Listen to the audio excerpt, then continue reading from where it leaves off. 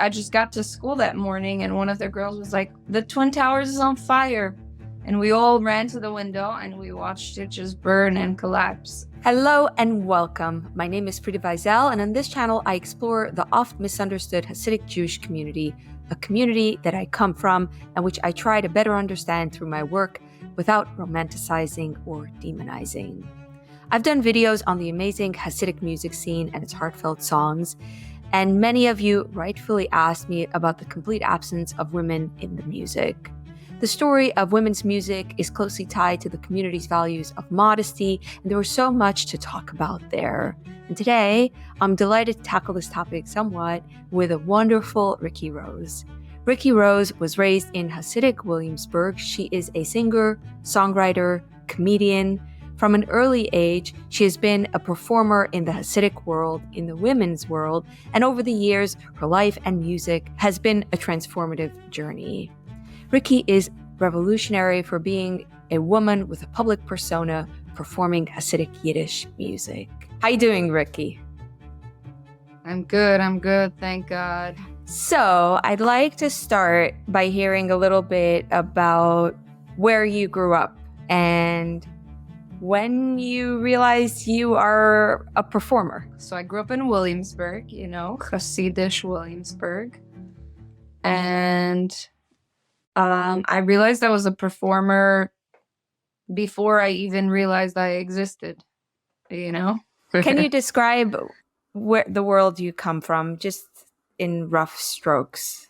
The world I come from, the Hasidic community is really, really sheltered, and they have their own way of life, There's a lot of beautiful things, and there's a lot of, things that aren't so beautiful, just like in any other community. And I think we're working on, changing things. I know I'm working on changing things, and I see a change happening too, especially with the music.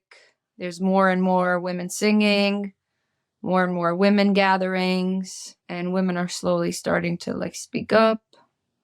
Not as much as I would like to, but slowly. So let's talk about Kol Isha, the reason why women can't perform. Let's explain what Kol Isha is. You want to explain it? Well, I don't know. I never understood it, and I've never studied the laws around it, so I don't know. I don't have the information to argue when I'm talking to somebody about the whole Kol Isha thing. What was your experience? Were the rules about women and singing? What did you know? So it was okay to sing as long as there were no men around. Why weren't you couldn't sing in front of men because it's not modest. There were also situations where you couldn't even sing in front of women. Like if it's too big, then it's a problem.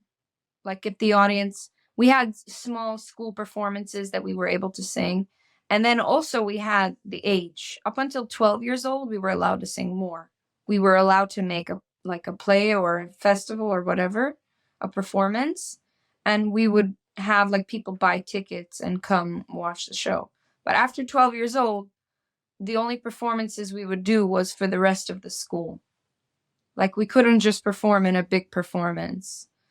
Because after 12 is I guess when you become a woman. Right, because of bat mitzvah. But I did find places to perform. There were some families, some girls that wouldn't sing in these places because their family wouldn't allow it. I would sing at places that not everybody got to sing, these big, the big Gechuilim parties. How do I say that? They're big charity events where there's hundreds of women, right? Right, yeah. Big charity events, probably 200-300 women. The biggest one I performed at. And that was okay for me to do. Yeah, but if it was a big, how they had the Kinnaretz concerts with thousands of women, that was too much. Over there, I wouldn't be able to perform there. Did you go to these concerts? I used to go to these concerts with either my sister or friends, and I had to beg my mother to let me go, and then my mother would be like, okay, but don't tell Tati, So But you got to go. Later on, my mother was like, "Oh, we allowed you too much." That's why. That's why. We'll talk about later Um, in a little bit. Tell me about your performance experiences when you were young, Hasidic girl. So I started performing for my family. My sisters would put me on a chair. I was maybe 3 years old, or I don't know, 2 or 3. And they put me on a chair because I was very short, even for my age. And I would just sing. I would copy whatever I heard them playing, which would be either Alvin Fried or Miami Boys Choir, the kind of music we grew up with. By the way, those are music that a lot of the people in my community didn't even listen to because they were from different Jewish communities. So we were already a little more out there with that. But the secular music obviously was completely off the table. No, that was a no. And then if there was a Hebrew song, we also had to, skip it because I grew up Satmar and they're like anti-Zionist. And Hebrew, So, Hebrew is Hebrew is like the language of Zionism. Right. So modern Hebrew, we should say. Modern Hebrew, right? Not the ancient Hebrew. So yeah, they would put me on a chair and I would just sing for whoever, the neighbors would also gather around in a circle and I would sing for them. And then at my grandmother's house, I would sing for everybody. And I was a little kid. Nobody really said anything. They found it really interesting. And a lot of times people would say stuff like, like, what a waste of a voice on a girl, You should have been born a boy. Stuff like that. And yeah, so I always wanted to be a boy when I was little. You know something?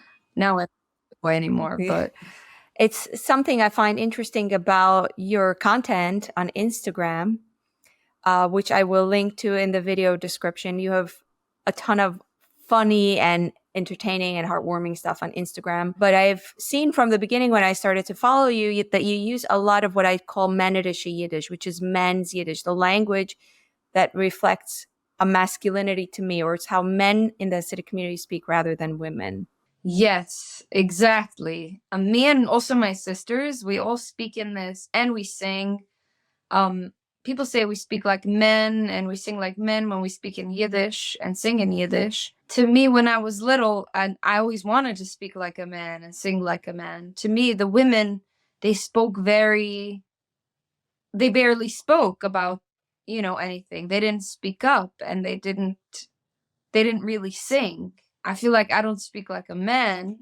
Like people tell me sometimes, you sing like a man, like a Hasidic man. People tell me I sound like Matti Steinmetz. Really? Yeah, and I tell them, not really, just because this is the only voice that you associate with like femininity because it's sweeter than all the other voices that you're hearing. Yes, I know, because he has like a very high voice for a man. He's right. Exactly. So, and we don't have a female voice in the Hasidic music. So this is the closest thing to a female voice we have. So yeah, I tell them, when people tell me that I sing like a man, I tell them I don't sing like a man. I sing like a woman with confidence. Oh, wow. Yeah. So I feel like a lot of the way the women speak and the way the women sing, there's like oppression in it, in their way of speaking. There's like, it's not as much femininity as it is like, like it's closed. I hear you. I remember once listening to Tina Fey talk about how women speak in question marks, and it stuck with me. She said women would say, it's a pretty good dress, and you end everything with, and that's so true. I do that all the time. I know, yeah. I do it too.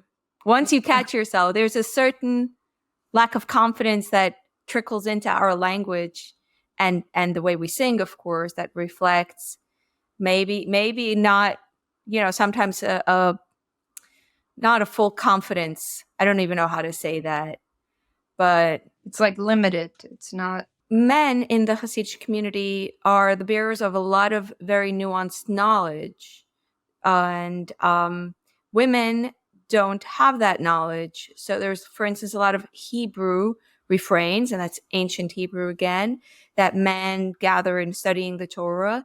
And women don't use it because they don't study those things, right? And they're not really comfortable with that language. And when you speak in those words, it feels to me like you're saying, I'm as smart as anyone. I know as much as anyone, kind of thing. That's what it's to me. Yeah, true.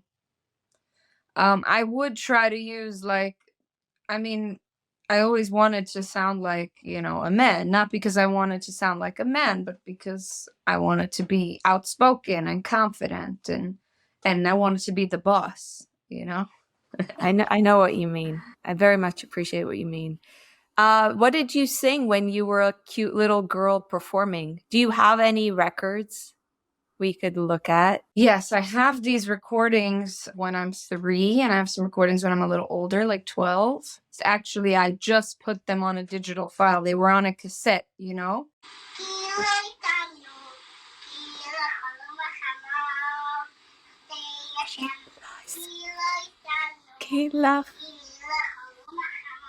Say Chalu Machamot.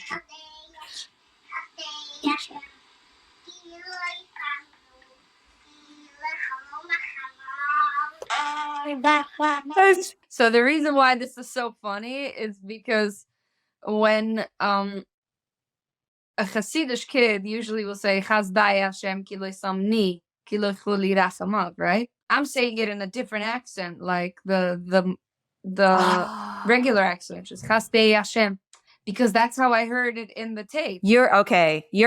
So I'm copying whatever I'm hearing. You're giving away that you're listening to more modern music because you're singing in a more modern accent. I see. Right, exactly. It was very unusual for a Hasidic kid to do that. Now I dafke sing. Oh, that word means now I purposely sing. Not purposely, but yeah, purposely. I sing in my Hasidic accent because where I hang out now, that's different. But when I was a kid, I was only surrounded by Hasidic kids, and I always wanted to be different. So I'm like, oh, let me sing that way, That's so cute. Did you have aspirations to sing like the singers you were listening to?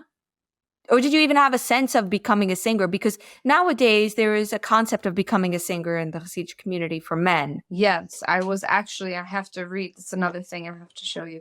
I have to read to you something I wrote in 5th grade where we had to write in school what we want to be when we grow up.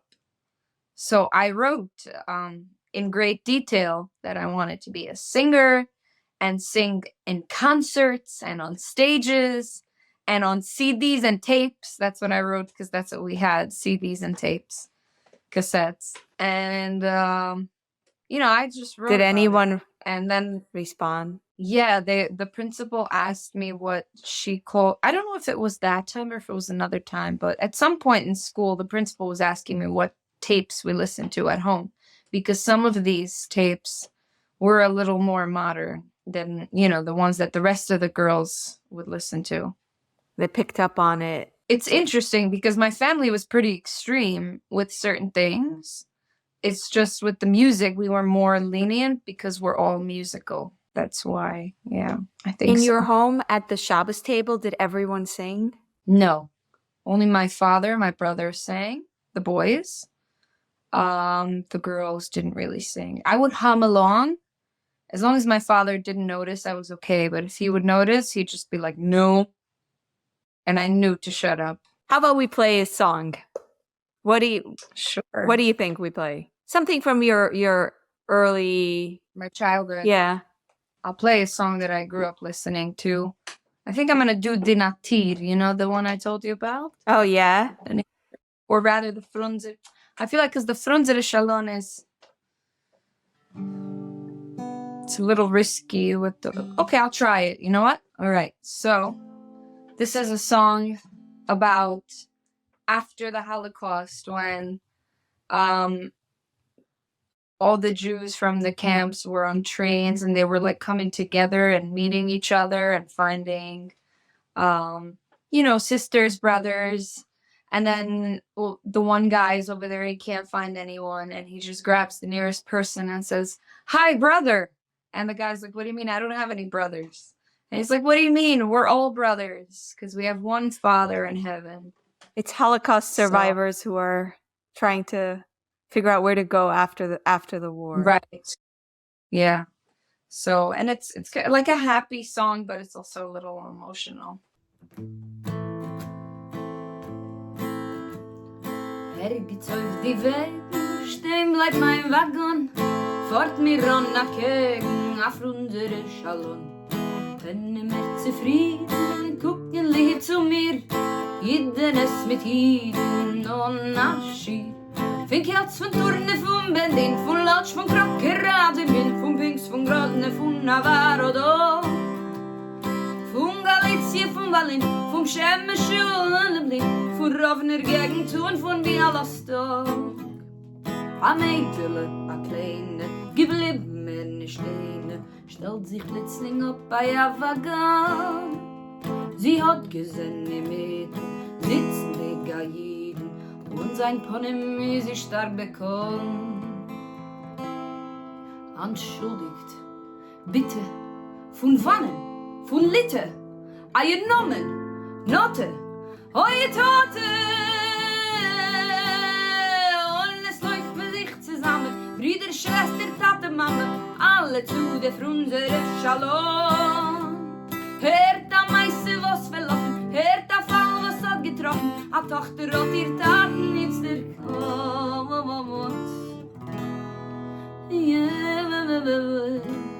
A Tochter hat ihr Taten nichts erkommen.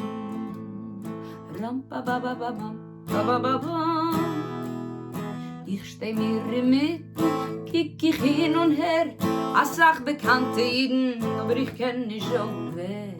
Viel von wer du kennen, ich hab sie wenn gesehen, aber ich kenn sich nicht der Mann von wenn.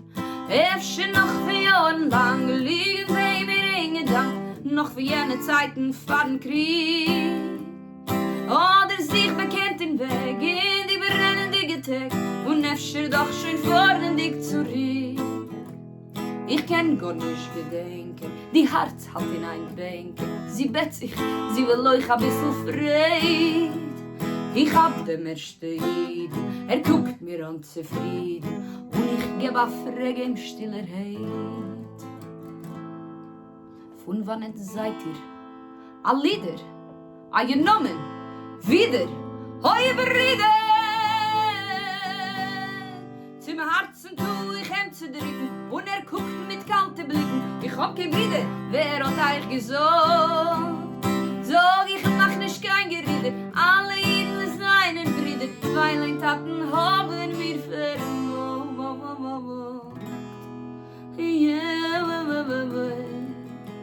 Weil ein Taten haben wir vermocht.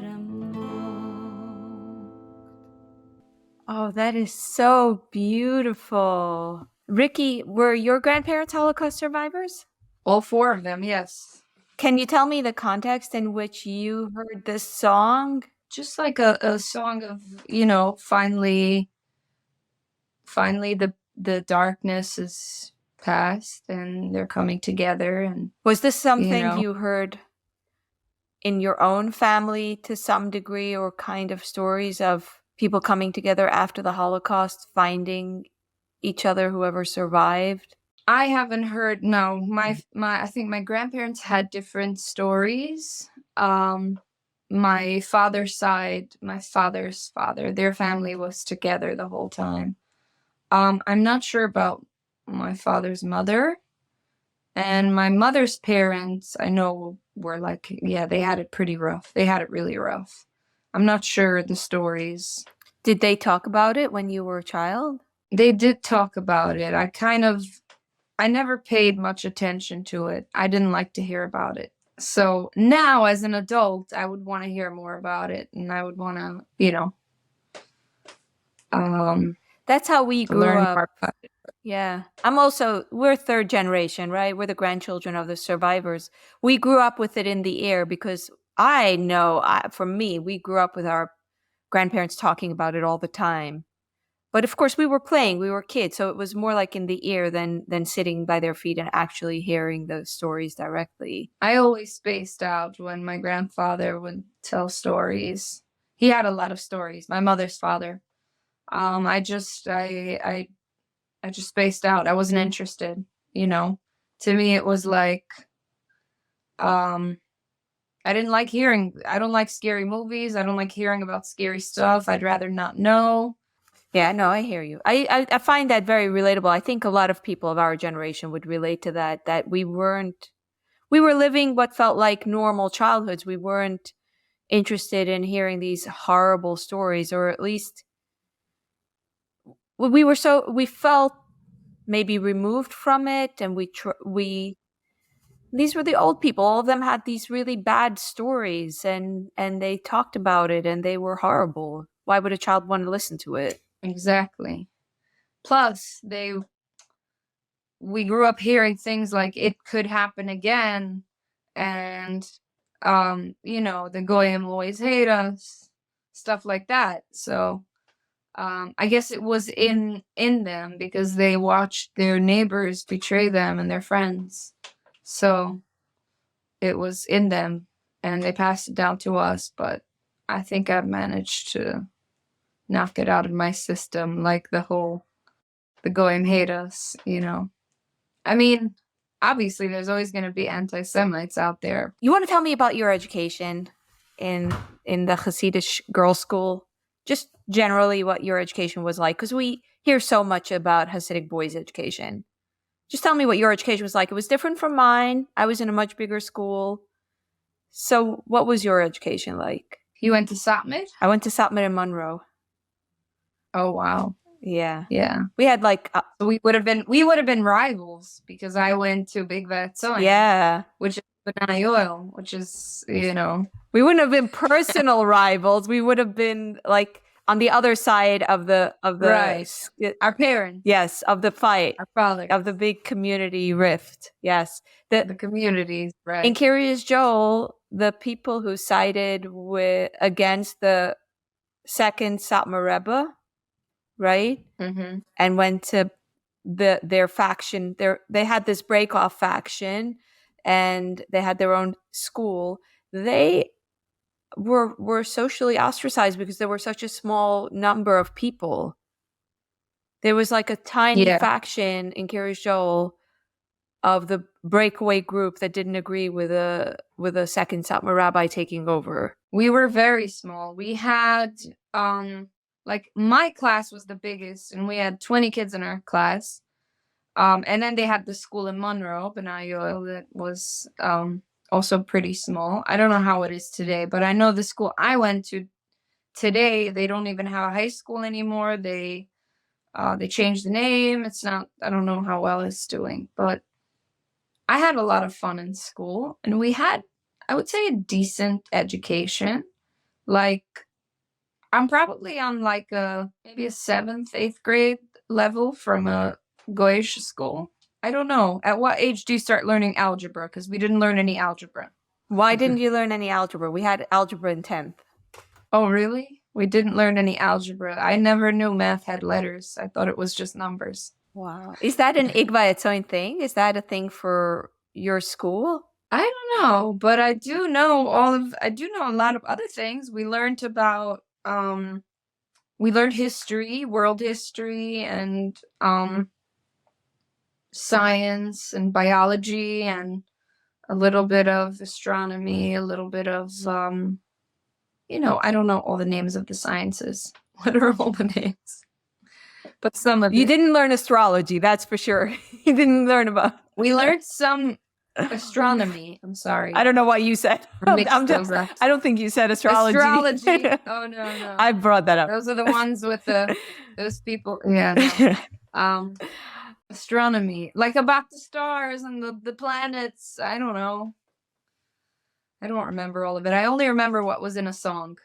I remember, where are you? Central America, right under North America. Pack your bags, we're ready to go. All the countries will soon know. Mexico, Mexico City, Belize, Guatemala, Guatemala City. Let's go. That's so funny because there's a game online called Global, where you're supposed to guess which country. Every day there's a country, a mystery country, and you're supposed to guess what it is.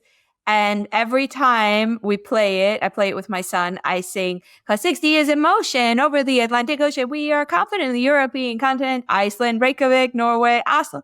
And that's what I really carry with me from my Hasidic education, knowing all the Right? European countries, Songs. the song, the South American countries. In 1492, Columbus and his crew sailed west to the Indies, and a new world was found. Really? You learned that? Yeah. Wow. I think I'm trying to think. In 1492, Columbus sailed the ocean blue. No, wasn't it like that? It was a different one, I guess. I don't know. They took the Jewish tunes and they added the words to it. So there were like these popular Jewish songs that they would add words like countries. Right, exactly. And then there was davening, that praying every day in school. That part of it is in song, right? Did you sing part of prayers? Loved it, yeah. Sang all of it, yeah. Yeah? Did you enjoy singing it? Did you enjoy praying? Yeah, I would do harmonies. Oh. It was nice, yeah. Hallel, did you like Hallel? Hallel, yeah, that was the best. A treat. Yeah.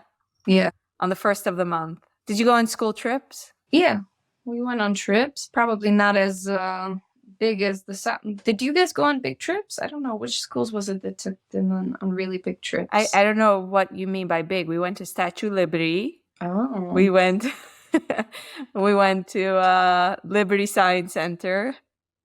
That was very fun. Did you not do trips like that? We were supposed to go to the Twin Towers, and our turn came the year before September 11. You mean the year after? So we were in 10th grade and we were supposed to go in the 11th grade. And we were in 10th grade when September 11 happened. Yeah. Yeah, we watched it happen from our school windows because you know how big you had some schools up over there on Kent Avenue by the water? No, I didn't know. And? Right across of like Manhattan. And what happened? So, where were you when it happened? So it was the second day or the third day of school. And it was a new year. I always used to, September. Yeah, I always used to like sit by the window and watch how the clouds would just go through the Twin Towers. And I just got to school that morning and one of the girls was like, "The Twin Towers is on fire." And we all ran to the window and we watched it just burn and collapse. And then the teachers came in and they said we were going to go home, and all the girls were crying, and I didn't understand what was happening. I was 9 years old and very oblivious. I didn't understand that there was anything bad. Yeah, then you saw like these big helicopters all over the sky.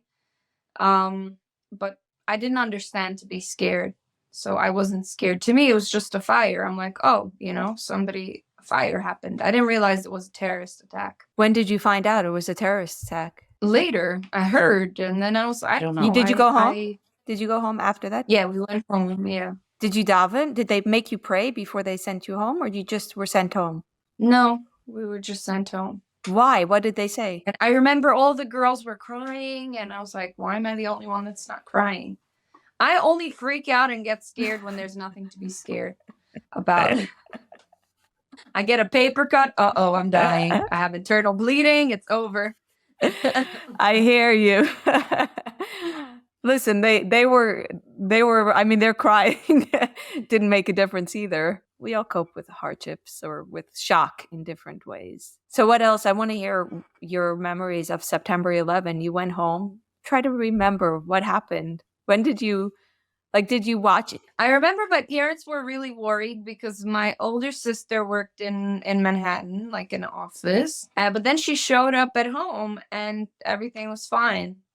I remember people were scared. I didn't understand what was happening. I kind of like disassociated maybe. I don't know. Did you see any footage? To me, this wasn't like, it was something that's so out of my control or whatever. I don't know. I wish I feel like that now with things happening in the world. I don't. Now I get so scared and every day I feel like the world's ending. But back then I was like an oblivious child. I really didn't, I didn't think into it. Yeah, I was also a pretty fearless kid. You know, I would go walking on Forest Road in Monroe. My parents would be terrified, but nothing scared me. And then you become an adult and you realize, wait, you're not, bad things can happen. Yeah, no, I was pretty scared of everything. Just somehow these big things were like, I don't know, maybe I didn't process it. I don't know. I just wasn't I wasn't like aware of anything. Did you watch any TV of September 11? Oh, I remember now. See? And now I'm starting to remember. My biggest fear was that Mashiach is gonna come. Because everybody was saying, oh, September 11th, Mashiach is coming, you know? And that was my biggest fear because according to the books, I wasn't a good girl. And if Mashiach comes, I'm gonna be punished. Oh, that's so sad. And I liked my life. I didn't want things to change. And I mean, obviously I did not that I had the greatest childhood, but I was like afraid Mashiach is gonna come and what? You know, we're just gonna have to leave everything. I'm not gonna be able to sing anymore. It's interesting because I've been thinking back to my own associations of Mashiach coming. We learned that Mashiach is going to take everyone who is good and whoever is not good is going to stay behind. And I kind of assumed that that's what was going to happen was everyone's going to go, I'll stay here. It's going to be like Home Alone kind of thing. Just going to be by myself in Monroe. Oh my God. So alone in Monroe. So sad. Monroe. Monroe. So did you watch any TV of? No, we didn't have no TV. We didn't have any TV or any outside anything from outside. Didn't come into our house. No footage. You had no access to any actual footage of September 11 that the whole world was watching. No, I mean I saw it burn down and collapse and blow up, but I didn't. People were saying, oh, the airplane, you know, what happened, and then they had a book. Like my father brought home a book with pictures. Yeah, my father did too. Yeah, it's very interesting to think back to these things. Okay, let's talk more about your experience in school, and then maybe we can sing another song because I find it really interesting to learn about your experience in this woman's world. How did you find it socially? Was it like cliquey? Did some girls like what made someone popular? I don't know. I think I was the popular girl. Yeah, I can see. I wasn't the most popular girl. There were like the more popular girls, but I was someone who was in on every single clique and circle. I was friends with every single girl in the class, you know? And I fit into every circle. That's how I am. I'm a people's person. I'm very good with people. That's sweet. That's nice. Yeah. Were there things like... And then obviously then my best friends became the girls that were, you know, the rebels. Those were my best friends and the crazy girls and the ones, you know, those were like... What does it mean to be a rebel in Igvayatzon? Like the only other girl in my class that listened to Miami Boys Choir. And to Lik B'Shmeltzit, her and I became friends. And we were like best friends in school. You bonded over that, over your little mischief of... Yeah. That was like, we were like the outcasts a little bit. I never felt like an outcast because, like I said, I blended very easily everywhere. But we were different, and I wanted to be different. I didn't want to be like the other girls. What else made you a rebel? Well, that was early on. And I always, like, you know, I would open my top button. I would roll my skirt up, make it shorter. And I try to talk like a boy and act like a boy and be all like hyper and wild and especially in my teenage years. I try to be all cool, you know, I would walk like with a little bit of a limp. Me and the janitor in school had a whole thing going on. Every time he passed me, I would wink, and then he would wink back. Wow. Good times. Yeah, I was already flirting with boys before I knew anything. Wow. I didn't even know what it means. It was just fun and it wasn't allowed. So. These two things make it very alluring. I get it. Yes. You know, I tell people, in those times, I would get such a thrill out of doing little things that there's nothing wrong with doing, like listening to the radio or going to a movie theater. I would get such a huge thrill out of it. Now, if I want to get such a thrill, I have to go rob a bank, because now I'm allowed to do everything. I'm an adult, I'm on my own. Yeah. What's the fun in that? I know. There's an awesome article by Shalom Auslander, I think, yes, who he writes essentially about that, how like a woman's wrist can be so exciting when you're a yeshiva bacher. The littlest thing can be so titillating, and then you leave yeshiva world and everything becomes so dull and so more skin. Exactly. Where's the fun? That's like exactly. I'm so grateful that I got to have these experiences. Obviously it came with a lot of hardships, but you can't get these experiences anywhere else. You can't experience a culture shock the way we did. And I had huge culture shocks, and they were so exciting. Like how? Tell me more. Like the radio, the first time I heard a Goyish song was A non-Jew. I was in a non-Jewish song. Sorry, is it like an offensive term to say Goyish? There are some people who are very upset with the word goy, but for me personally, I'm trying to make sure we speak English so people can understand. So yeah, the non-Jewish song, it was actually a Taylor Swift song. I didn't know she would blow up like that. It was she wears short skirts, I wear t-shirts. And I was in the 99-cent store buying, I don't know, a notepad for school. I was maybe in 11th grade, the last year of school. We didn't have 12th grade. And I'm listening to this really feminine voice singing, and she's singing about short skirts. Something I'd love to wear and can't. And she's singing, and it's like so fun. And I didn't understand exactly what the song was about, but I was just fascinated. And I kept coming back to the store just so I can listen to the radio.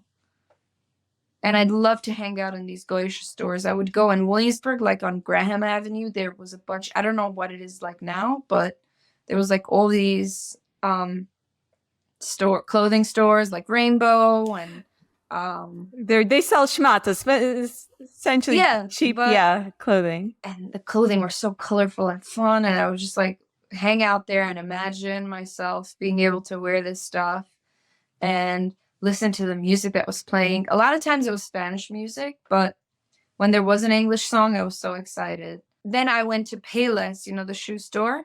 They had these sneakers by the kids section with all these like cartoons on them. And Hannah Montana was really big then. So I used to see Hannah Montana everywhere. And I would try to put together which voice from the radio was Hannah Montana. And I would be obsessed with it. I thought Taylor Swift was Hannah Montana. Somehow I put together her voice with the blonde hair. But later on, when I had access to radio, I started to know a little more. But it was so exciting. It was also, even if it was exciting, it was also depressing at the same time because I had to deal with the guilt. I felt really guilty, like I'm doing something really bad, And I was dealing with depression at the time also. I started feeling depressed at like 15. So there was a lot of stuff going on, but the music really got me through it. All these exciting new things were like the opposite of my depression. It was like, oh, I didn't even know how to identify depression. I just knew this thing is sad. And then there are all these other cool things that help with the sadness, but they also make it worse.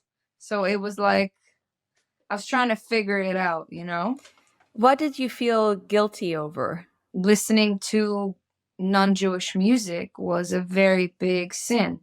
Was it your parents or God that you were afraid of? Both. They talked a lot in school about the influence that music has on you. And I understand now that it is true because a lot of the music today is pretty trashy and it does have an influence on you. And I get it. Like when I hear a certain song, I move a certain way, and if, you know what I mean? So I get it. When I hear a spiritual song, I get more emotional. I get, I feel it in my spirit. So there's definitely a point to that.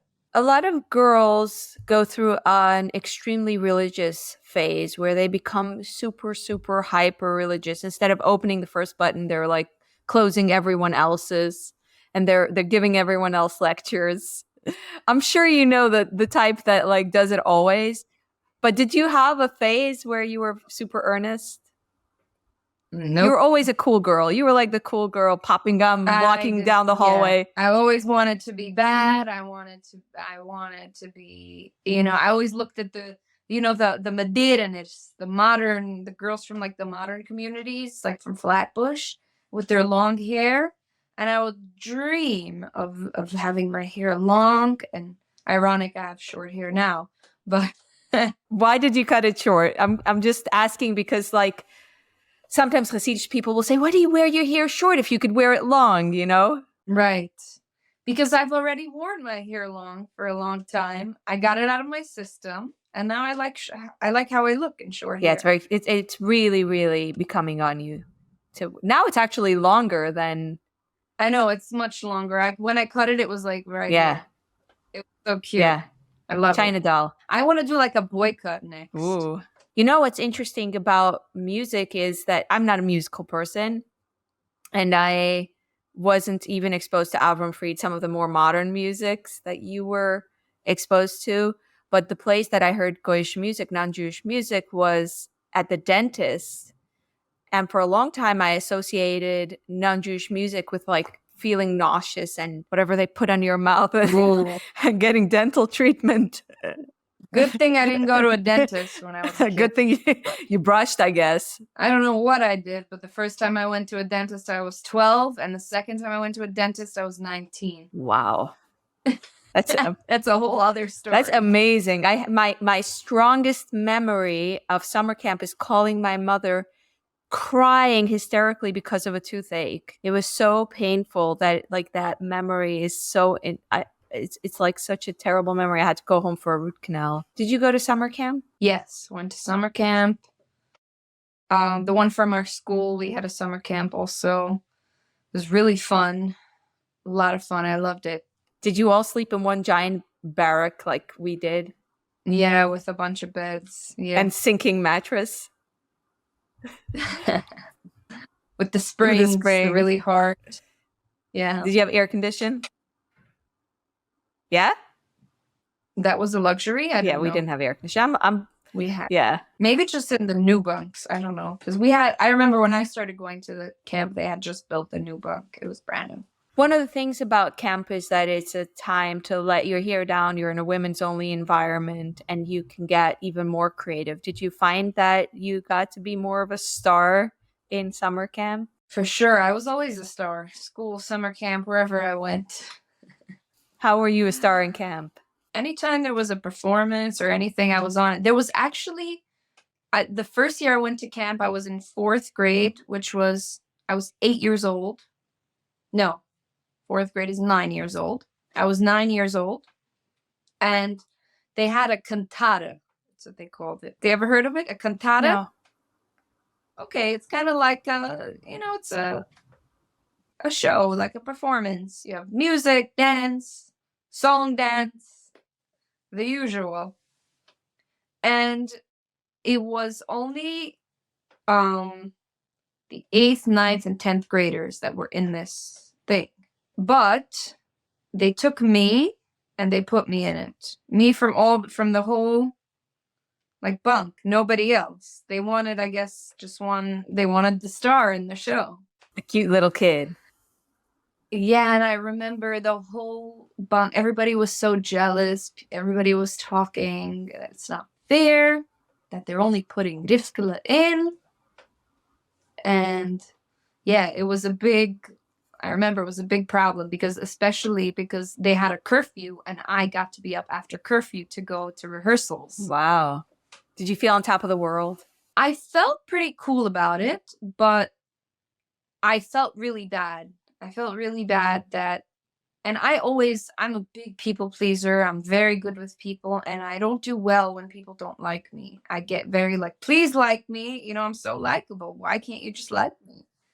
So this really like made me feel like the girls, I felt their jealousy and I felt their like, you know, and that bothered me. I think I'd rather just not be in the show. But then I thought to myself, this is in my 9-year-old head, I was like, this is like showbiz, Like I've got the voice, I've got the star quality, whatever it is.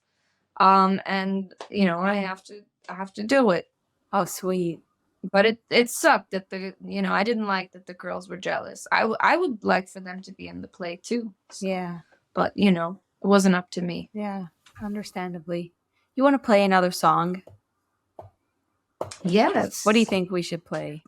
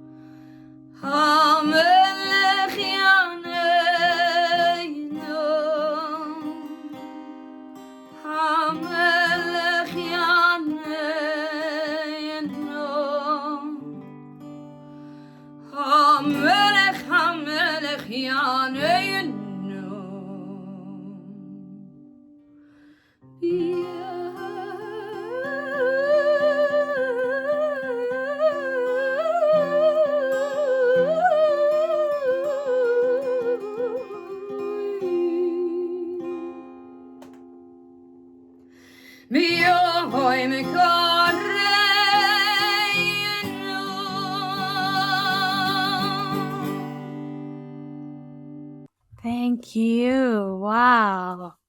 How did you learn that? Just listening to it, I guess. Is it where is it sung in Besmet in the synagogue during? No, on a cassette. Yossele Rosenblatt, like a cantor, famous cantor that we grew up listening to. When I was little, I didn't like it. I wanted to hear, the fun songs. But when I got older, I got a more appreciation for it, and I noticed that I was good at it. So I'm like, I should learn how to do it. Wow. So yeah. Okay, complete aside, but I grew up knowing that Yossele Rosenblatt like died while singing. Really? But he had like a heart attack. Maybe it was while singing. Like he was singing too hard or something. I shouldn't have told you that. You're gonna have something else to think about. Oh God, no. Sometimes I get anxiety while singing, and it's only a thing that's been happening in the last year. Oh, anxiety is so hard. I'll tell you why, because my voice teacher was telling me that when you're free in your voice, sometimes when you hit these big notes, you become really lightheaded. And I've been getting a lot of lightheaded because my voice has been getting better with all the voice lessons. So I guess the feeling of being lightheaded makes me anxious, but really it's a good sign. So I have nothing to be anxious about. 100%.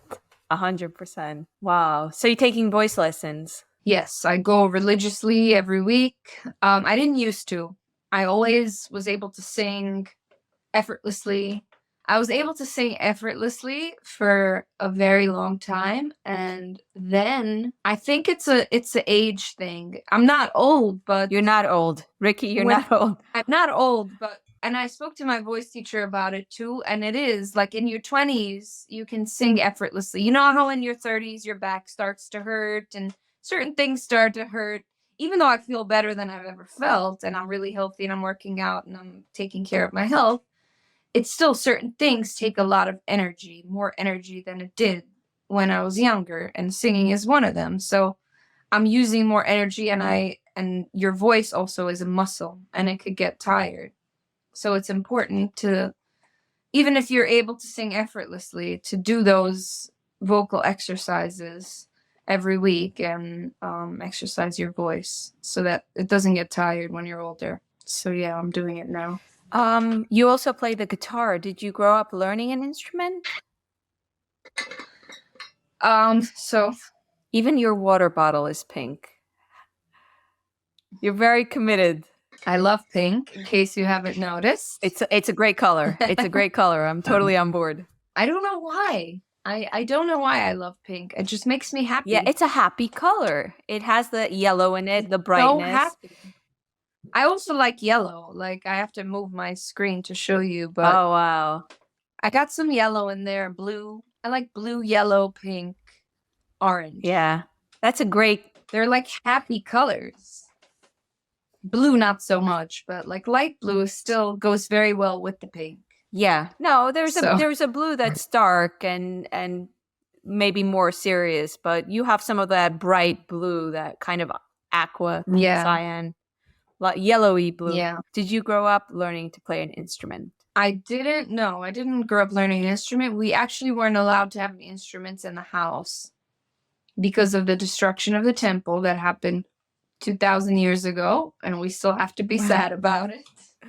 It's true. There's like memorabilia, like in the house. There's something to remember. To never. Yeah, to remember the destruction of the temple. And then a woman playing an instrument wasn't a very modest thing, so my parents wouldn't encourage it. When I was about 6 years old, or 5, 6, my sister got married. My oldest sister got married, and she got her freedom. Freedom from my parents. There's in the Siege world, marriage brings an adulthood that kind of like you're Certain. Yeah, you get a lot more freedom. You're on your own. Right. So she was able to buy herself things that she wouldn't have been able to buy at home. So she bought a piano. Oh, another reason why we didn't have instruments is also because we were poor. We grew up very, very poor. We were in a 2-bedroom apartment with 8 kids. So, there was no room for any instruments.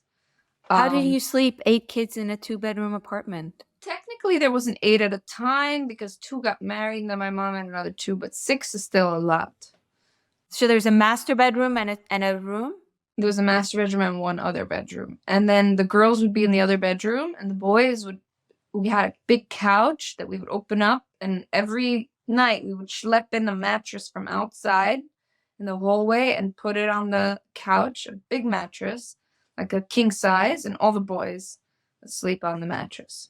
And I would sneak out and sleep in the mattress with them because it was fun, There was 3. Actually, it was different times. I don't remember exactly. Like at some point, one of my brothers started going to my grandfather to sleep there, and it was just different sleeping arrangements. Nobody had their designated bed. Let's just say that. Wow. Night came and you had to grab a spot.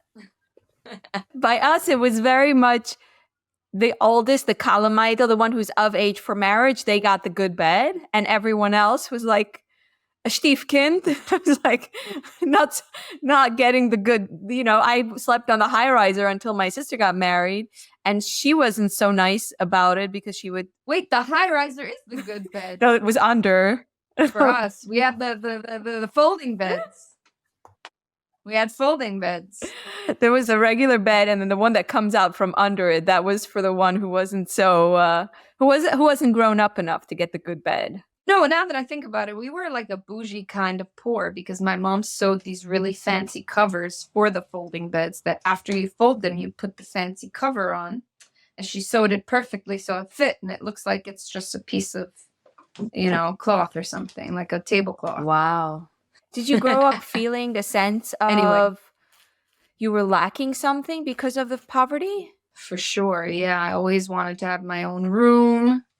Now, as an adult, I look back and really appreciate the fun, like childhood fun moments that we had. And, you can laugh about these things. It would be so boring to grow up in a big fancy house and everybody has their own room. Now we have stories to tell. And every time me and my siblings get together, we laugh so hard talking about that mattress that we have to schlep in every night. Like every time we get together, we were like, remember the mattress? And we just all laugh, So you get to have these fun experiences.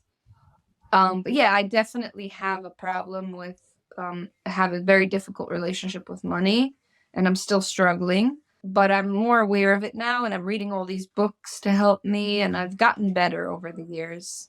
I've gotten a little better, but I've struggled a lot in the past. I've struggled with shopping addiction really bad. But that was also related to not being able to wear certain clothes, not just the money. Right. It's the restrictions from both ends, the modesty, the rules that you were experiencing, and also the poverty. Your family's financial situation was extraordinary, right? Relative to your friends, that you only had one bedroom for all the children. Well, pretty much, but every time I would complain, my mom would mention the next door neighbor that had 17 kids and 3 bedrooms. So, I knew there were other people struggling. I feel like, yes, there are a lot of people in the Hasidic community that have a lot of money, but there's also a lot of people struggling. Yeah, because it's such to make ends meet, It's such an expensive lifestyle. It is. It's very expensive. And then there's all these children that you have to clothe and feed and yeah. Speaking of which, you have these funny characters. I was going to tell you about the instruments. Oh, yes. Your sister got married. Yeah, so she bought a keyboard.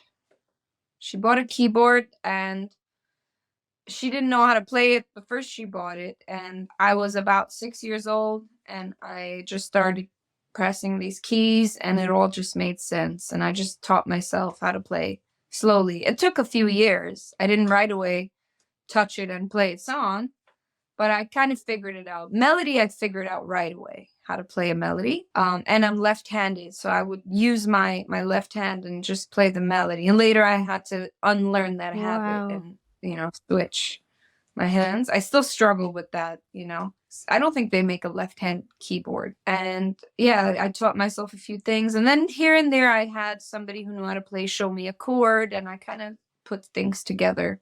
And now I can play pretty much any chord. And with the guitar, I learned when I was 17. I really wanted to learn guitar. It looked so cool. And, the pictures of Hannah Montana with a guitar. So I got myself a guitar with money that I had made. How?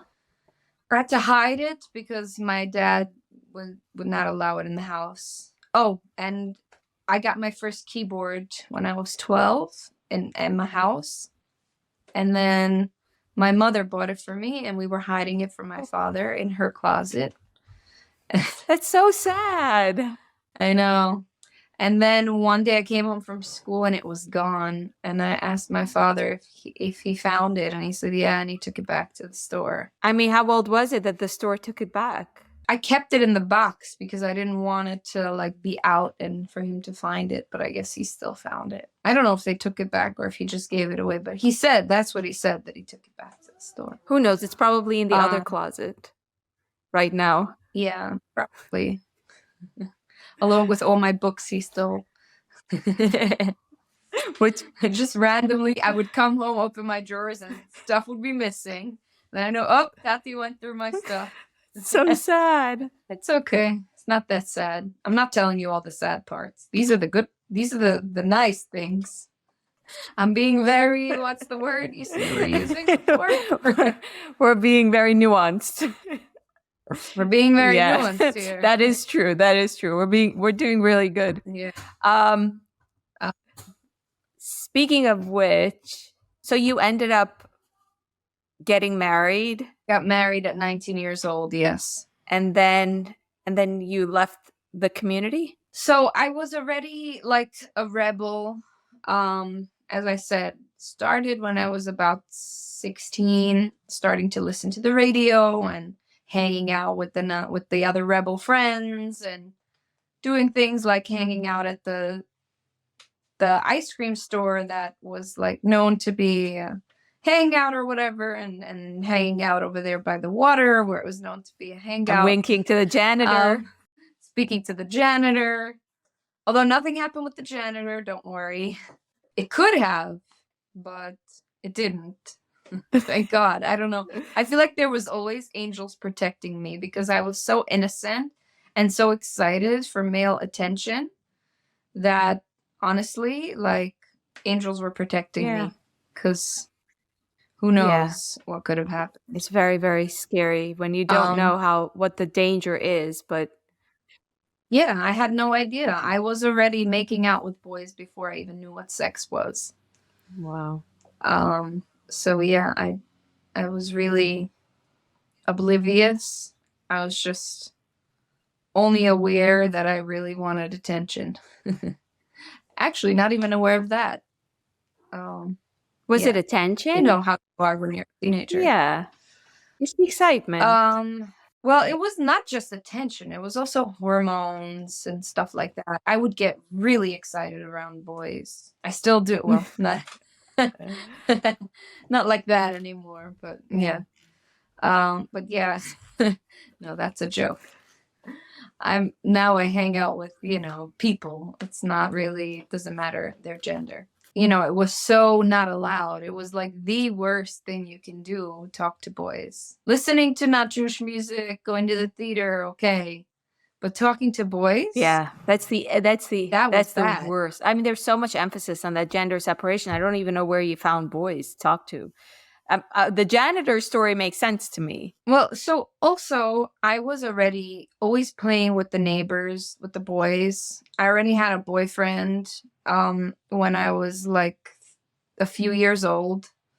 The upstairs neighbor and I, we were best friends. We said we were going to get married, but we're going to have to run away because his mother wears a wig and my mother wears a spitzel, and those two don't marry each other usually. So can you explain what you mean by spitzel? This is a spitzel. Wow, you have wow. Okay? This is a spitzel. This goes on top of your head. Well, obviously you have a shaved head under it. You don't have anything. And then on top of this, you put on a scarf and you wrap it around. So this is like the spitzel. It's a very conservative head covering. It's a very very, very holy women wear it. Or so they say. I'm terrible. I'm sorry. No. Listen, I'm sure people from the community would laugh at us saying that holy women wear it, but it's associated with often more conservative women. Religious. And it's also like, this is what your mother wears, so this is what you have to wear. And for my family, it's been a very strict thing. All of my brothers, all of their wives wear it. My dad would only listen to a match for any of the kids if it's another family that wears it. Like, we wouldn't marry into a family that wears a wig. And that's why my dad disowned me, because I married my ex-husband, and his mother wears a wig. He's from a family that wears wigs. So that was a big no-no for my dad. It's sad, but I'm not sad about Yeah. it. I was sad about it for a very long time, but I'm not sad about it anymore. It's sad for him. It's not sad for me anymore. Did you ever think when you were younger or before you got married that you would end up leaving? Probably, yeah. I mean, I didn't know I would be full on not religious. I thought I would maybe become a little more modern. Uh-huh. And I did that, and then I still wasn't happy. So I left. But I didn't know I was going to completely leave. No, I always thought, maybe I'll find an in between. Did you hear of the stories of people who left, like Deborah Feldman? Yes. And what did you think of those stories when you heard of them? Well, that's her story, you know. It's very different than my story, than anyone's story. You know, things are different for it also depends on which family you come from. I had a much more positive, like I had a pretty fun childhood. Yeah, there was a lot of abuse and a lot of manipulation and brainwash and all that, but I still a lot of fun growing up. Yeah. I'm not like I'm able to go to like a wedding and dress up in full Not the Spitzel. garb. Not the Spitzel. And not a Spitzel. Spitzel I can't do. That's because that's like, to me, that's like Halloween, you know? That's the only time in Purim I would wear a Spitzel. Because it's like a joke to me. It's like disrespectful if I were to put on a Spitzel. It's not, obviously, no, I'm not saying Spitzel is a joke to me. That came out wrong. It's like, it would be a joke if I were to put it on. It would be like, oh, you're making fun of us. Yes. You know? Yeah. So I can't really wear it like that. Yeah. I understand what you're saying. Yeah, I can't really represent the Spitzel. I never really wore it. Because I right away said, I'm not wearing this thing. Even before I got married, I was like, I'm not going to marry somebody who wants me to wear this. I'm just not going to do it. I don't want to wear this thing. When I was younger, I thought I would make these calculations in my head. I was plotting. And I'm like, so I don't want to ever wear Spitzel. Like, I would think, foy. Like, you know, foy means ill. Ill. I hate it. I hated it. I always hated it. I don't want to ever wear this thing. So I'm never going to get married. Wow. So in my head, I didn't know there's a way you can get married and not wear it. I thought, you know what? I'm never going to get married like that. I don't ever have to wear it. And I don't ever want to shave my head. So I'm just never going to get married. But then I started thinking, but like, if I don't ever get married, I have to continue living with my parents. So it was like this battle in my head. I didn't know there's any other options. Wow. Did you actually end up shaving your head? I actually shaved it once, but it was for fun. Really? Okay, I'm lying. It wasn't for fun. After I got married, I didn't shave my head right away. And my ex-husband was going to this rabbi for like advice. And we weren't making any money. We both didn't have jobs. We couldn't pay our rent. And the rabbi said that if I shave my head, we're going to see a abundance. And I'm still waiting for that money. I shaved my head for 5 years and I'm still waiting for money. Like, I'm still broke. So, right? Where's the broke? Where's the abundance? 5 years, it? I should have a sack of money waiting for me under a bridge somewhere. That's when I shaved my head. I was like, okay, you know what? Let me do it. It's fun. And I did it. And I looked really cute. So, tell me about leaving the community. And I want to put in here that, you know, obviously a big part of why you're able to talk to me candidly is because you're not in the community. And you know, this makes the people that I talk to in interviews a specific demographic, you know, people who can now talk openly because people in the community, like I know so many musicians who are comfortable talking to me, but not on the record, obviously, because they have something to lose, which once you leave, you don't. Like, you don't risk your reputation.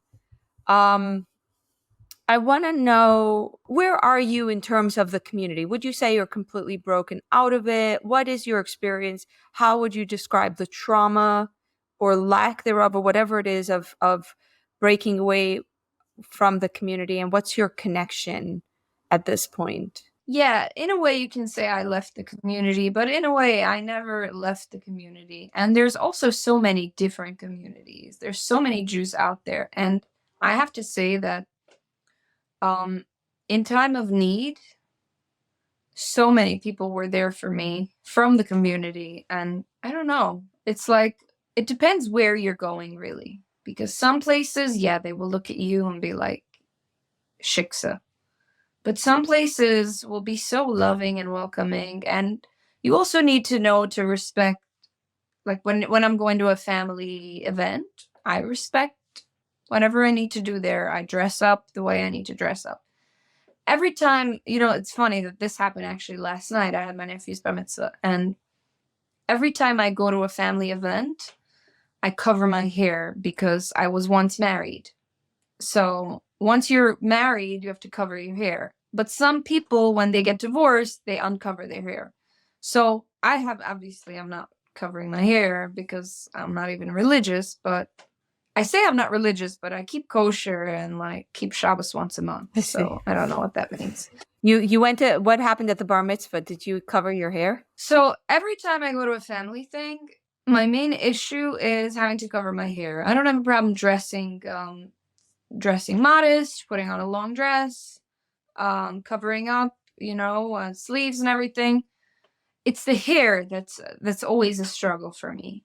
I don't know why. It's always been, even in my marriage. Like, I always hated covering my hair. Maybe it's something with my childhood, because my father was very obsessed with hair, and he would always say, like, pull your hair together. Like, your hair is not, in Yiddish, he would say, nimm dir zusammen de Hut, always. Something he kept saying all the time, randomly, out of nowhere. So I don't know.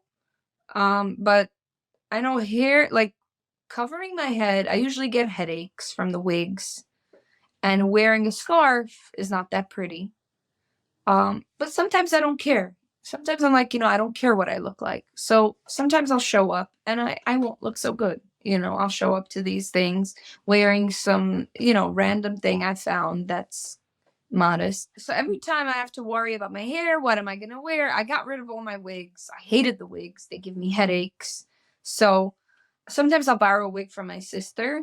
And every time I'm like, my hair kind of can pass if I straighten the bangs out, and like my hair can pass for a wig. And every time I think maybe I should just show up with my hair and let people think it's a wig. And I'm scared to do it every time. I'm really scared because I don't want to also hurt my mother. She's the one that would care about these things the most. She doesn't even know where I'm at. She has no idea. She thinks I'm like a little more modern. So I decided, and every time I have to go to an event, I'm like, should I go with my hair? Should I not? And yesterday I decided, you know what? I'm going to ask my mother directly. And we've never spoken about anything about where I'm at in my life or anything like that. And I asked her, I told her, let me ask you openly. I got an okay from a rabbi that I don't have to cover my hair. Can I come to the thing with my hair, or do you want me to cover it? Because then I know. If I have to cover it, I have to cover it. But at least I'll know. She didn't even understand the idea of not having to cover it. She's like, what do you mean? The most modern people cover their hair. She lives in this whole other world. And that's when I saw where she's at. And I was like, okay, So I'm going to continue covering my hair when I go to the family. That's the only one I have an issue with, because physically it's uncomfortable for me, but okay, big deal. So I'm physically uncomfortable for 2 hours and I get to see the family. And it's not all of my siblings. Some of them, I go to their house without covering my hair. Depends. Some of my brother-in-laws are a little more religious than others. I don't want to talk about the end of your marriage or your marriage. You told me that you don't want to talk about him, and I totally respect that. So we're not going to be talking about that. But would you say that? Thank you. No, I'm just bringing it up because I feel like the viewers would ask what happened. But you obviously left that marriage. Would you say that you ended up thinking of yourself as, oh, now I am leaving? Or are you not even thinking in those terms? I don't know. Yeah, I've left. I'm wearing pants right now. You can't see, but You're wearing With heels. pink Jeans and heels. Okay. Hold on. I'm prep. Okay. You step back so we could. I'm working on my yoga. Step back. Okay. Very nice. The whole thing. I see. Okay. There's a lot of the same pink going on. So, this is actually a new look for me. I feel like this is. I never wear blouses. Oh, really? I like So blouses. this is something new. I decided I'm gonna go a little classier. I feel like this look is giving you the rob a bank experience. No, I had to do this because I woke up, I was feeling a little sick. So I'm like, I need to get fabulous so that I feel fabulous so that I can do this interview. I asked you if you experience yourself to have left. Yes and no, because I've left. Maybe, I've definitely left the community I grew up with. Yes. But I've entered a whole new beautiful community of Jewish people who are from all different types of backgrounds and just the most wonderful people ever. And even within the community, even if I don't follow all the rules, and do everything the way everyone else does it, I still am accepted in a lot of different places, and I still get hired for gigs, which is like, it was surprising to me in the beginning. But the more I'm around it, I'm like, people are chilling out slowly but surely. They're like, so everyone isn't like them, What do you mean you get hired for gigs? What does that mean? I get hired for gigs randomly. Like, it's also my following. A lot of my following is people that are in the community and people that are, I don't know exactly which category in the community they are because there's so many, but a lot of people from the community follow me, most of my following. And I have 16,000 followers on Instagram. Most of them are people from the community because they relate to the things that I post. I post everything in Yiddish. It's my first language. Most of my posts are in Yiddish. I rarely ever post anything in English. People are telling me I need to do more English, and I need to engage a wider audience. But I feel like my work is needed in the community. So that's what I'm doing, to be a voice for all these who haven't found their voice yet.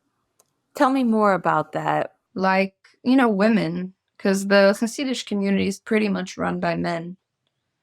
And some people will argue it. They'll say, oh, but women, like you'll hear it, especially the women. They're like, no, we don't feel oppressed. But the truth is, the men, it's very male dominated. And you'll see advertisements and pictures of men everywhere, but you'll never see a picture of a woman.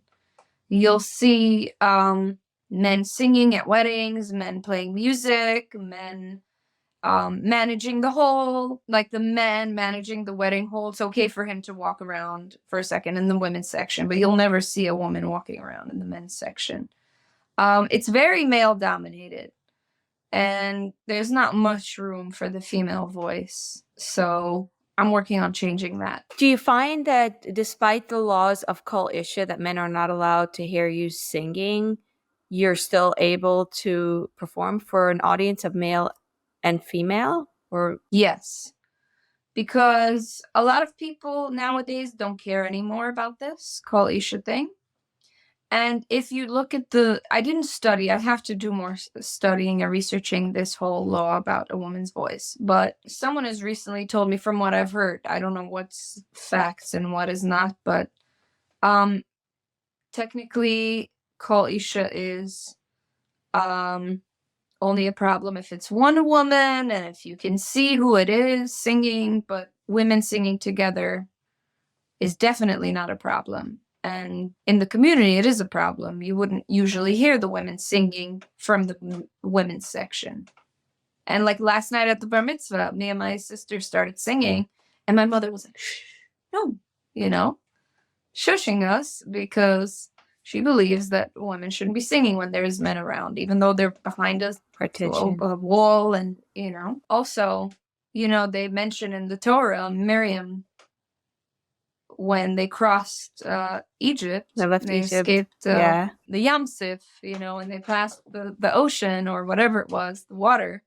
They split the ocean in half. After they were at safety, Miriam and the women, not just Miriam and the women started singing and dancing and drumming.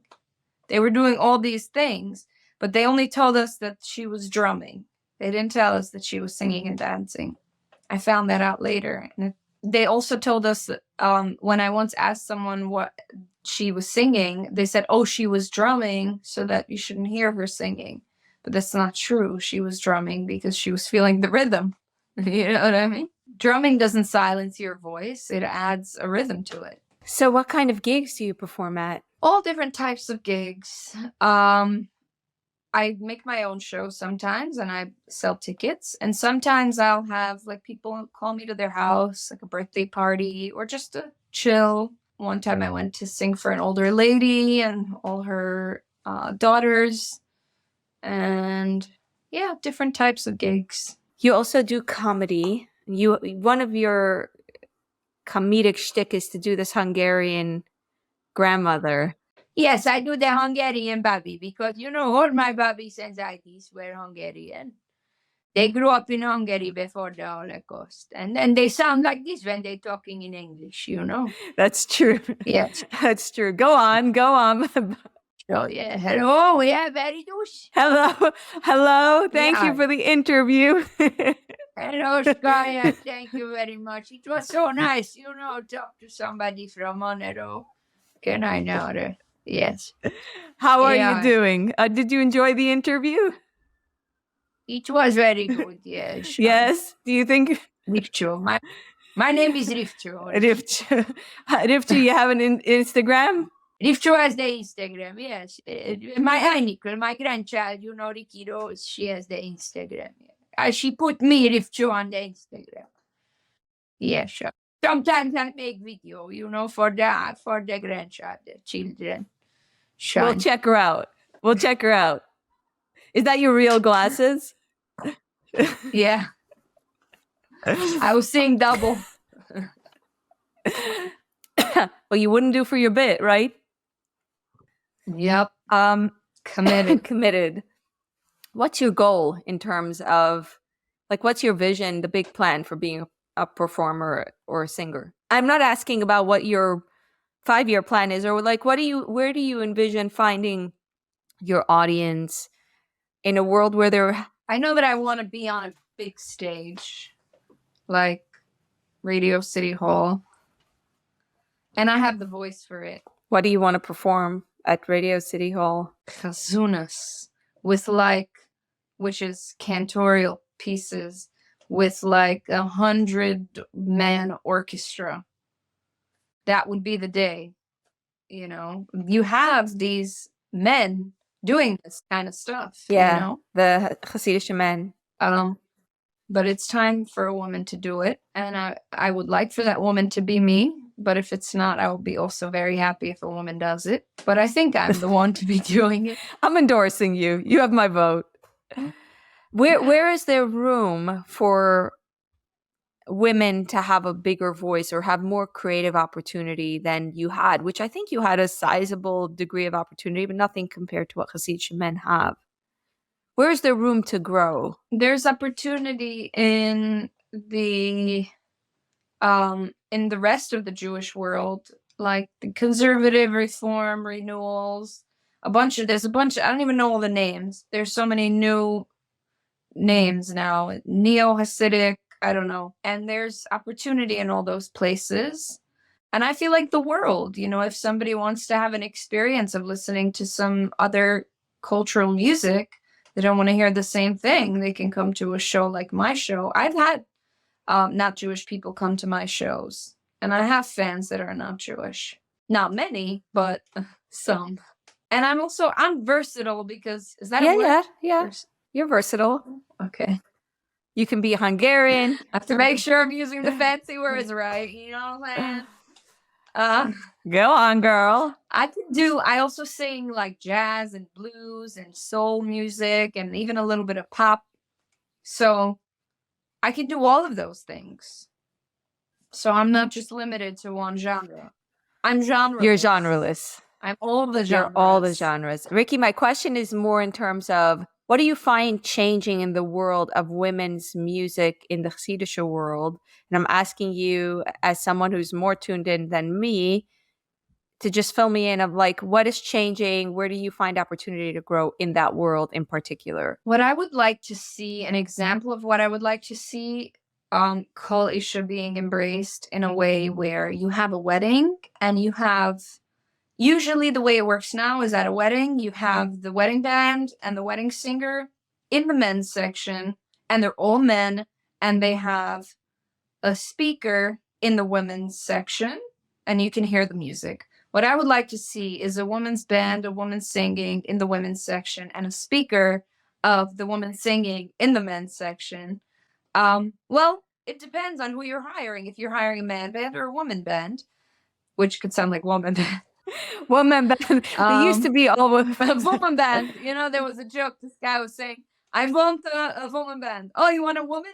No, a woman band. Woman band. One man band. You know, like a woman band. When the woman band arrived, there was a big crisis at the wedding. Yeah. So technically, when the exactly. So if you don't see the woman singing, technically it's not Kol Isha. So, if you look at it in terms of, you know, being religious, it's okay if the woman's in the woman's section and singing. I don't know if that's ever going to happen. I would like to see it happen. That would be, I think, or if we would have a separate chance for the men to sing and a separate chance for the women to sing. It's not always fair that it's only the men get to sing, and the men get to sing in front of both men and women, and the women only get to sing in front of women. That's not fair. But even at a wedding, the women are not singing, right? Exactly.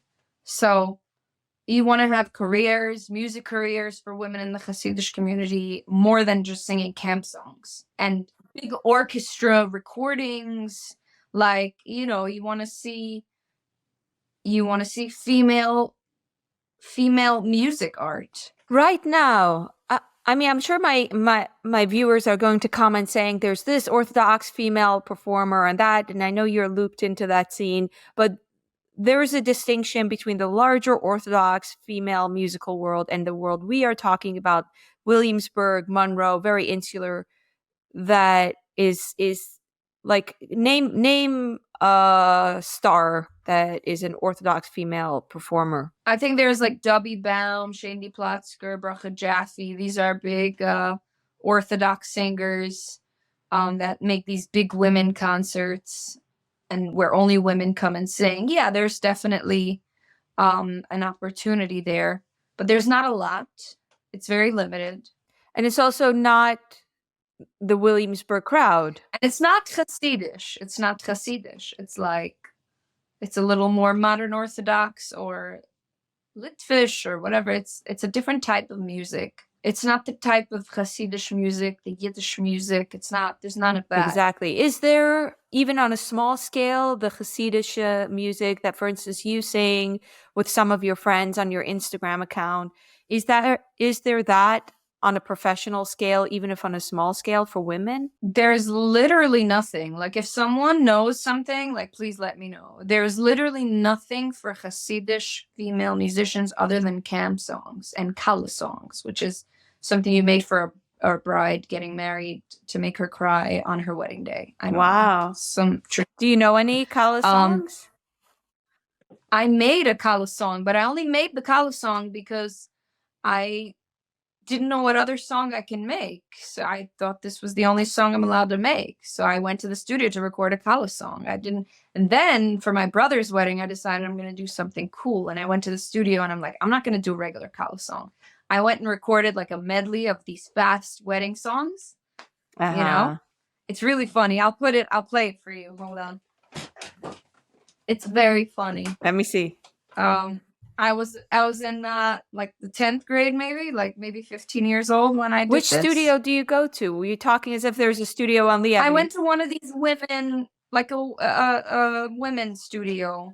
Not very professional, but you know, she in her house. But she had a little mic. She has a mic and she records for you and she edits the audio and she sends it to you. Is that what she does? Yeah, it's not the best. You'll hear it's not the best recording, but it's okay. And I even played my own music on the keyboard. This is the Kala song.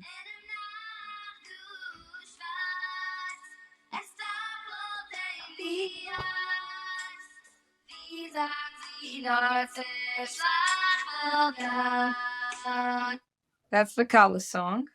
Sapaldehad. There's like so much melodrama in this kind of music. It's like the heart is broken and I don't know, it's terrified and Exactly. Oh, that's another Kala song.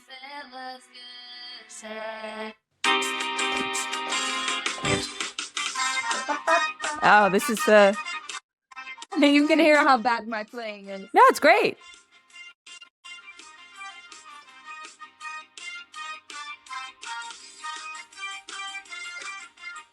And the kids are sitting lying.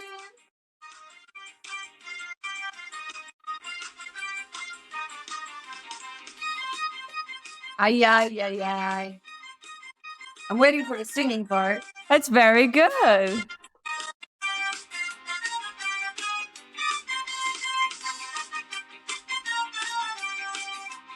I'm gonna fast forward to the singing.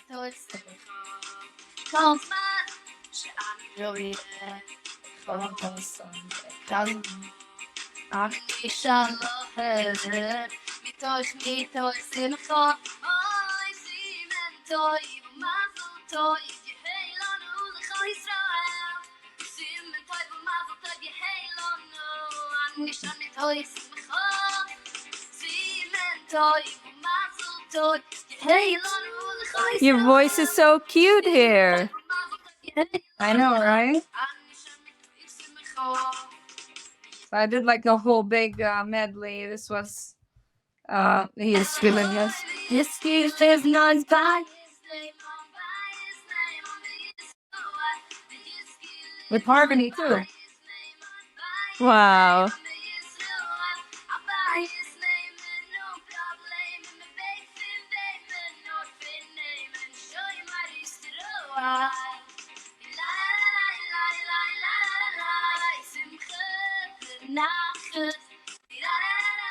You know, I could do a wedding. So good. Yeah. That's what I was saying. I can be a wedding singer. And make $5,000. Is that what? Well, they come with a whole band. I don't know. They good come ones. with a whole band. Yeah, the good ones make that much. But the truth is, if I would have been a man, I would have just been another Hasidic singer. The idea is that I'm a woman singing these Hasidic songs. Yeah, that's what makes, in a way, that's what makes it special, right? Well, on that note, I want to go out on one final song, your own song.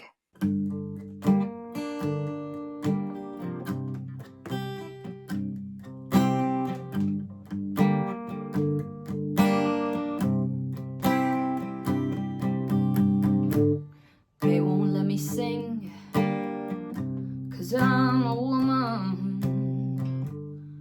They won't let me dance 'cause I'm a woman. They won't let me speak my mind 'cause I'm a woman. They won't let me do nothing at all 'cause I'm a woman.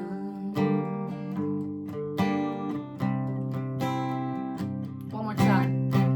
They won't let me sing 'cause I'm a woman. They won't let me dance, no, 'cause I'm a woman. They won't let me speak my mind 'cause I'm a woman. They won't let me do nothing at all 'cause I'm a woman.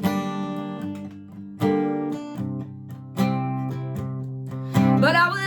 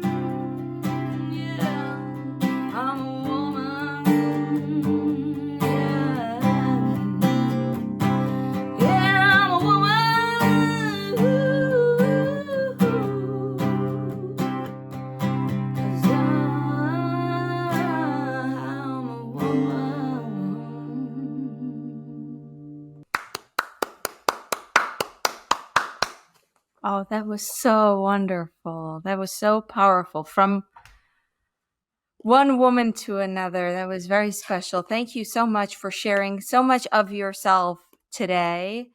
I am going to link to your work in the video description. So I'll link to your Instagram and anything else you give me that might be of interest. I'll put it on the video as well. And I hope My Chesed fund for my your album. GoFund, your charity for My yes, I know GoFundMe. how it is when we want to create My- art.